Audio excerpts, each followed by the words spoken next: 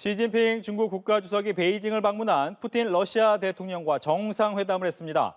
두 정상은 국제 현안에서 강대국의 역할을 강조하며 중국과 러시아의 협력은 필수라고 강조했습니다. 임광미 특파원, 두 정상이 서로를 친구라고 부르며 각별한 우의를 과시했다고요. 네, 시진핑 중국 국가주석과 푸틴 러시아 대통령이 1대1로 정상포럼 개막식 직후 별도의 자리를 마련했습니다.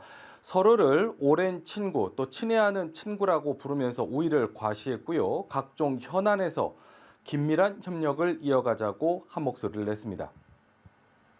两国政治互信不断深化，战略协作密切有效，双边贸易额创历史新高。В нынешних непростых условиях особенно востребована тесная внешнеполитическая координация, что мы и делаем. И сегодня мы это все тоже обсудим. Все, в том числе двухсторонние наши отношения. 네, 이번 만남은 지난 3월 시 주석의 러시아 국빈 방문 이후 7개월 만이자 푸틴 대통령으로서는 지난해 베이징 동계올림픽 개막식 참석 이후 1년 8개월 만의 방중입니다.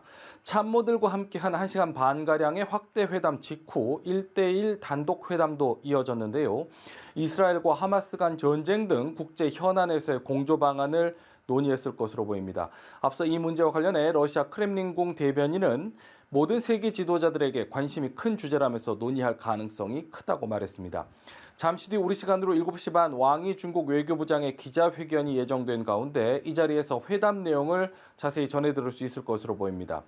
유엔 안전보장이사회 상임이사국이기도 한 중국과 러시아는 이스라엘과 하마스 간의 전쟁이 발발한 이후 사실상 이스라엘 편을 들어온 미국과는 다른 목소리를 내왔습니다.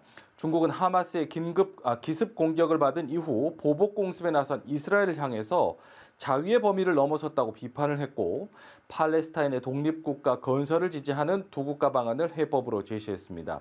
러시아 역시 중립적인 입장을 취하면서 즉각적인 휴전을 촉구했습니다.